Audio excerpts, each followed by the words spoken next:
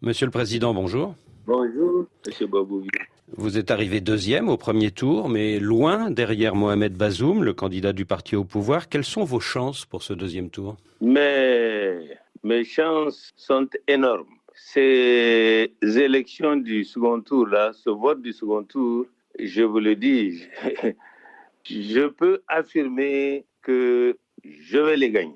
Vous dites que vous pouvez les gagner, mais il y a quand même 22 points d'écart entre le candidat du parti au pouvoir, Mohamed Bazoum, et vous. Oui, dans les chiffres qui sont publiés par une CENI dans laquelle nous n'étions pas, l'opposition n'était pas à la CENI. Je vous rappelle, M. Bobouvier, que ces élections ont été organisées dans un contexte où l'opposition n'a pas été associée à sa préparation et à son organisation.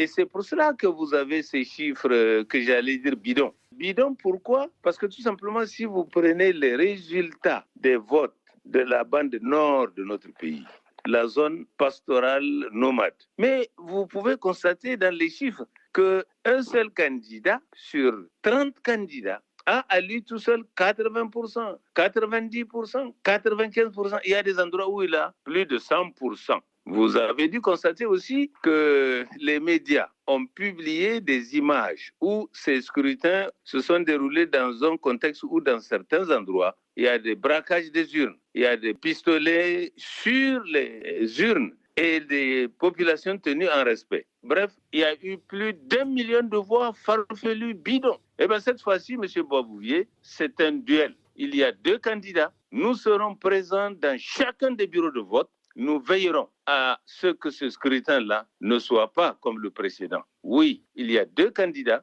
Si le candidat n'a pas la présidence du bureau de vote, il aura le secrétaire. Chacun a son délégué. Il y a l'assesseur, les superviseurs. C'est pour cela que je vous dis, sans détour, que ces élections-là, je vais les gagner. Simplement, Monsieur le Président, il y a une tradition de justice indépendante dans votre pays. On l'a vu il y a 12 ans lors du Tazartché de Mamadou Tandja. Vous ne croyez pas à la vérité des chiffres proclamés par la Cour constitutionnelle? Vous savez, la Cour constitutionnelle, elle examine et elle se prononce sur les pièces à elle envoyées, tout simplement. Mais cette fois-ci, savez-vous que les PV, les procès-verbaux, les formulaires de procès-verbaux qui sont remplis à l'issue du vote dans un bureau de vote, ils les ont fait en double. Et étant donné que nous n'étions pas présents, je vous le disais tout à l'heure, donc ils se sont accaparés de ça et ils ont falsifié les chiffres et ont amené à la CENI des résultats qui sont différents des résultats réels qui sont sortis des bureaux de vote. Ce qui fait que, des recours ont été exercés, M. Babouvier. Mais la Cour les rejette en disant, ah oui, mais ce n'est pas ce que la CENI m'a amené moi. Moi, Cour, je juge sur pièces. Eh bien, si elle a jugé sur des fausses pièces, quelle voie avons-nous pour faire de recours? Eh bien, cette fois-ci, nous avons pris des dispositions pour éviter tout cela. Et quelles dispositions? D'abord, être présent dans chacun des bureaux de vote. Et ensuite faire en sorte que les résultats qui sont issus du bureau de vote soient des résultats qui vont nous parvenir pratiquement en temps réel. Voilà, entre autres, certaines raisons qui contribuent à faire en sorte que ce scrutin ne soit plus comme le premier. Vous allez tous être surpris parce que je vous dis qu'il y a plus d'1 million de voix farfelues. À la tête du Renouveau démocratique et républicain Tchandji, vous avez triplé votre score de 2016. Vous êtes passé de 6 à 17%. Comment vous expliquez cette percée? Mais tout simplement parce que je ne suis pas un inconnu dans le pays. Tout simplement parce que les uns et les autres nous ont vu travailler. Donc, pour nous et pour tous les observateurs qui connaissent et qui suivent la politique intérieure du Niger, ils ne sont pas surpris. Le candidat écarté de la compétition, Hama Amadou, a appelé à voter pour vous avant le premier tour. Est-ce que ce n'est pas surtout grâce à cette consigne que vous avez réussi à tripler votre score de 2016? Cela a contribué aussi, sans aucun doute. Et aujourd'hui, vous faites campagne avec Hama Amadou à vos côtés, c'est cela? Oui, avec Hama Amadou, avec un certain nombre de leaders aussi. Vous avez M. Hama Amadou, ancien président de l'Assemblée nationale, ancien Premier ministre. Vous avez également le président Salou Djibo, qui a eu à présider la transition. Vous avez également M. Ahmadou Boubacar Sissé, un ancien Premier ministre. Vous avez également M. Ibrahim Yakoubou, qui a également une base assez solide et Vous avez vu un peu ces résultats, notamment au niveau des locales. Nous avons actuellement une trentaine de partis politiques qui ont des bases réelles sur l'ensemble du territoire national qui soutiennent cette candidature-là. Alors c'est vrai que vous avez un certain nombre de soutiens. En revanche, vous n'êtes pas soutenu par Seni Oumarou, le candidat MNSD, qui est arrivé 3e avec 9% des voix. Et vous n'êtes pas soutenu non plus par Albadé Abouba, qui est arrivé 4e avec 7% des voix. Est-ce que vous êtes déçu? Déçu, oui. Mais par la suite, cette déception a été effacée.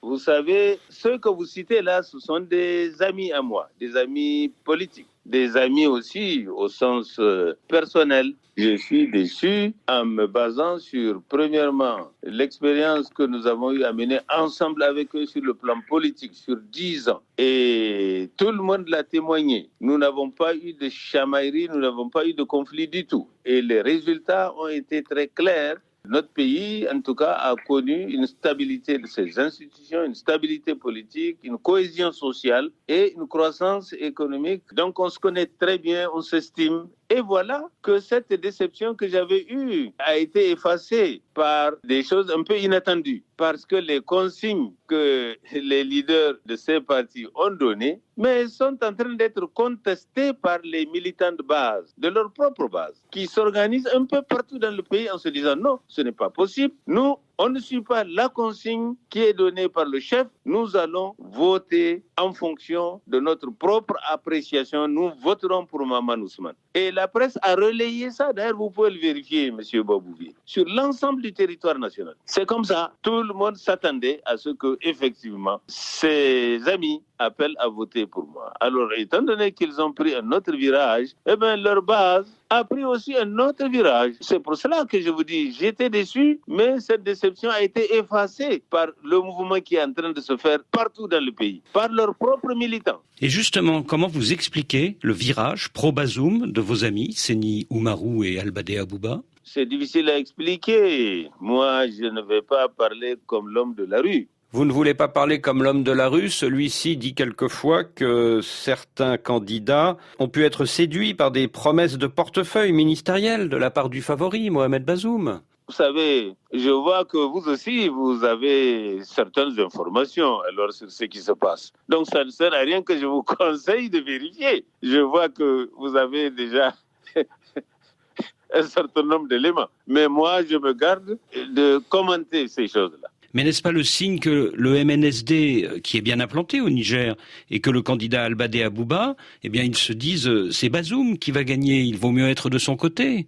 Ah, moi, je n'ai pas à fouiner sur les raisons et les motivations qui ont poussé à prendre une option. Et puis, le citoyen aussi a son propre jugement. Mohamed Bazoum, votre adversaire fait campagne sur la continuité avec Mahamadou Issoufou. Il veut être l'homme qui rassure. Qu'est-ce qui vous distingue de votre adversaire? Ce qui me distingue, c'est que moi, je ne suis pas pour la continuité de la mauvaise gouvernance, la continuité de la gabegie, la continuité d'investissements inefficaces et improductifs.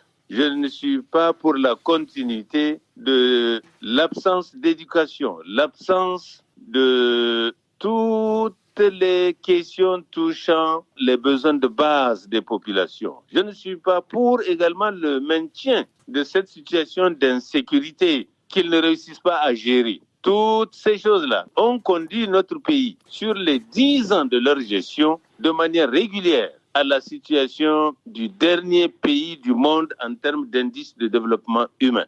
Je ne veux pas continuer dans ce sens-là pour conduire notre pays dans le gouffre. Il est difficile de descendre encore plus bas. Voilà ce qui nous distingue. Je suis plutôt le candidat du changement qui a un programme sur les questions essentielles touchant la vie de nos populations, touchant aussi nos relations avec nos partenaires. Je crois que je vous avais donné la fois passée les grandes lignes de mon programme sur la base de l'équité, c'est-à-dire la gouvernance qui va corriger les effets pervers que nous constatons, l'absence d'imputabilité, l'absence de redevabilité, l'absence d'une justice qui soit réellement impartiale, équitable et qui donne confiance aux citoyens. Voilà ce qui fait notre différence. Parce que je pense qu'ils ont été mal inspirés de sortir clairement et de dire aux gens qu'ils vont continuer dans la suite de ces résultats-là qu'ils ont eus. Oui, c'est peut-être ma chance, justement. Ça a permis aux gens d'apprécier qu'est-ce que ça veut dire consolider et avancer. Dans cette même lancée, non. Nous disons qu'il faut changer. Voyez-vous, M. Babouvier, si je prends la question de l'insécurité, mais avant l'élection de M. Issoufou Mahamadou, un certain nombre d'éléments constitutifs de cette insécurité-là, notamment par exemple le Boko Haram, pour ne pas les citer, mais ils n'étaient pas présents sur notre territoire national. C'était plutôt chez nos voisins. Mais avec le style de gestion qu'ils ont eu à adopter, en les défiant, en disant Boko Haram, le Niger sera le tombeau de Boko Haram, en posant aussi un certain nombre d'actes. Mais finalement, nous nous sommes retrouvés dans une situation très grave où l'ensemble du pays est soumis à cette insécurité. Nous avons une approche différente de cette question d'insécurité. D'ailleurs, M. Babouvier, je vous dis que je ne suis pas un novice dans ce domaine-là. Rappelez-vous, j'ai eu à gérer la question des différentes rébellions armées des années 90. Maintenant aussi, j'ai de nouvelles recettes adaptées à ce nouveau contexte. Donc, voilà ce qui me différencie de cela. Voyez-vous, n'avez-vous pas suivi le scandale du ministère de la Défense? Celui du ministère de l'Intérieur n'a pas encore été dévoilé. Vous avez dû suivre à la presse la manière dont il y a eu une gabégie où les militaires eux-mêmes, les différentes forces de défense et de sécurité, se plaignent du fait d'avoir été abandonnés plus ou moins à leur sort. Il y a eu des centaines, des milliers même, j'allais dire, de morts. Inatas, Shinegoda, Tombo Tombo, etc., etc. Voilà ce qui fait notre différence. Dernière question.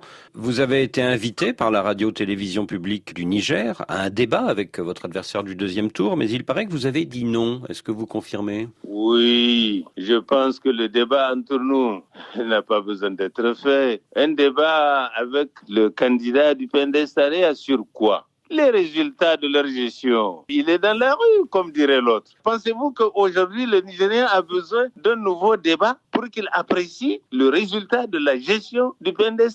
Non, ce serait tout simplement une perte de temps, avec un résultat désastreux qui a conduit le pays à la situation du dernier pays de la planète en termes d'indice de développement humain. Voyez-vous, chaque Nigérien le vit dans sa chair, il le vit dans sa poche et dans son environnement. Il n'a pas besoin de longues explications. Mais est-ce que l'homme de la rue ne risque pas de se dire Mahaman Ousmane a peur d'affronter Mohamed Bazoum dans un face-à-face radio-télévisé?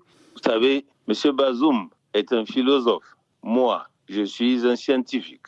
Deuxièmement, ça ne servira à rien. Nous savons ce que Bazoum a fait, nous savons ce que Mahaman Ousmane a fait. Il n'y a pas besoin de débat. Les gens qui vivent la situation du Niger depuis 10 ans, ils n'ont pas besoin d'un débat de 1 heure ou de 2 heures entre deux personnalités pour que leur opinion soit faite. Ils sont impatients que leur pays puisse émerger et non pas consolider, renforcer et continuer, comme dit son slogan. Mahaman Ousmane, merci.